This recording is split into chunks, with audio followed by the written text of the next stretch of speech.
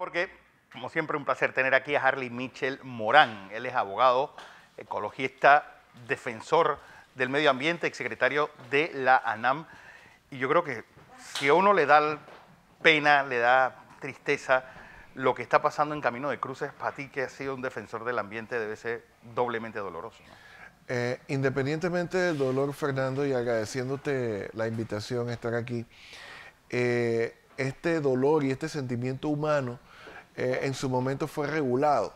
Fue regulado porque las actividades que impactan sobre el ambiente eh, dañan muchas sensibilidades humanas, Claro.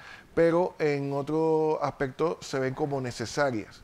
Y no me quisiera meter en el tema de que si la ampliación a 8 carriles de la vía ¿Era o no? Arraiján-Puente de las Américas es necesaria o no, o la ampliación de la vía Omar Torrijos hacia Gamboa.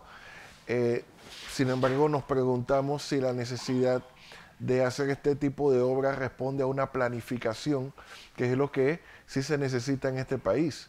Estas obras, especialmente la última, la de Gamboa, no formaba parte de ningún tipo de planificación ordenada o pública como se necesita con respecto a toda obra de infraestructura. Y más allá de lo ambiental, la ley de transparencia, la ley 6 del 2002, establece que toda obra de infraestructura que se cree por parte del gobierno central debe tener una consulta pública. Y esta consulta pública es diferente a la consulta pública ambiental. Estas obras vienen de sorpresa. Sí. Estas obras vienen cuando nos damos cuenta de la tala. Es que el gobierno como justificación dice que es necesaria. Y estas cosas se tienen que consultar. Es lo que te iba a preguntar, porque yo tengo entendido que para una obra de esa magnitud es necesario consulta pública, un estudio de impacto ambiental, un estudio también de cómo tú vas a mitigar los daños que vas a provocar. Pero aquí nadie, esto fue casi sorpresa para todos. Es sorpresa. Incluso ayer la vicealcaldesa dice que ni ella estaba clara qué es lo que había pasado ahí. Si tomamos estos elementos como prueba, el hecho notorio de que no hubo una consulta pública amplia y de que ni siquiera el municipio del distrito donde se va a dar el impacto fue consultado, entonces ya nos estamos adentrando no al terreno del derecho administrativo, sino del derecho criminal. Y explico por qué. Porque si bien las autoridades públicas están diciendo, bueno, miren, pasó esto, era sorpresa, pero vamos a mitigar. Es que los instrumentos de gestión ambiental no son para mitigar, son para prevenir, para prever, para poder atajar los daños antes de que los mismos se den. Por eso es que existen las categorías de estudio de impacto ambiental. Y yo las he explicado antes, pero y no quiero enredar a nadie. Sin embargo, son 5 criterios de protección ambiental que están en el decreto ejecutivo 123 de 2009, en su artículo 32. El de salud de la población, el de los recursos naturales, las áreas protegidas, el valor social del trasiego de poblaciones, etcétera, y el criterio arqueológico.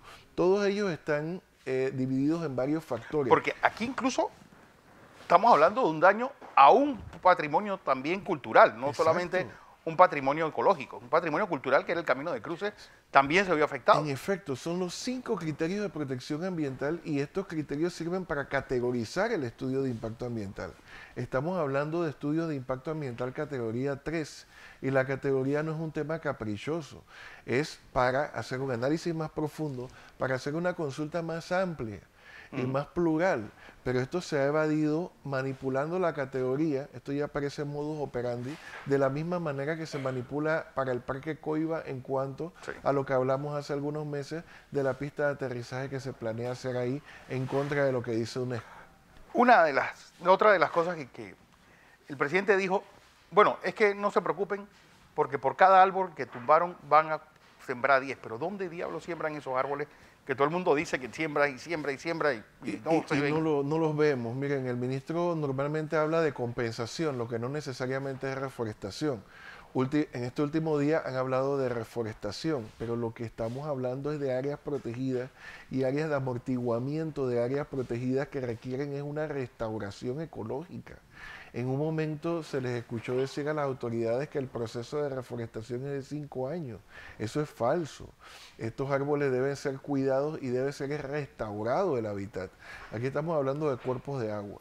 Estamos hablando de hábitat para las aves y para los animales silvestres. Estamos hablando de sumideros de carbono.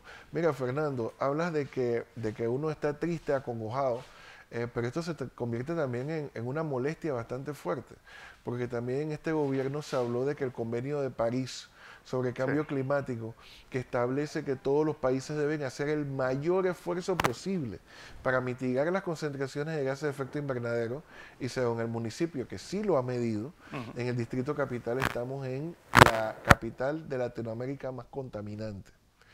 Y eso por un lado. Y por el otro lado, los sumideros de carbono, que son los bosques, los están tratando de esta manera. Hemos pasado por el área, no hemos visto trampas de lodo para con las lluvias que existen, no hemos visto las canales, no hemos visto ni siquiera una medida de mitigación. Vamos por el mismo camino que con la vía Arraiján-Chorrera. Un desparpajo, poca gente trabajando, no se ve un fervor de mitigar el tema ambiental. Nosotros no sabemos a qué tipo de planificación responde esta administración cuando de sorpresa nos da este tipo de actividades que deben ser planificadas, deben ser discutidas.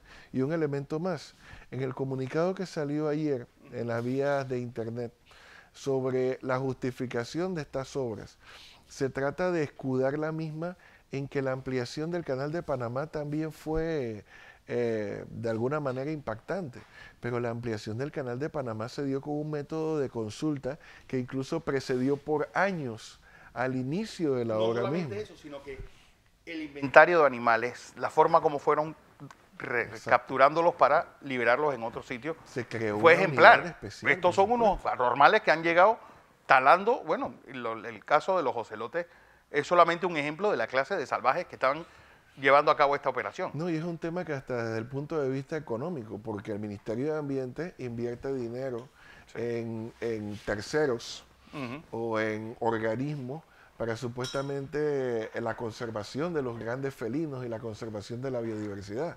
Paga cuotas para estar en el Convenio de Diversidad Biológica y en la UICN, y paga viajes para el Convenio de Diversidad Biológica, Convenio de Especies Migratorias y otros, para después que se estén muriendo en la carretera porque alguien no ha cumplido con una medida de mitigación que está obligada en el estudio de impacto ambiental.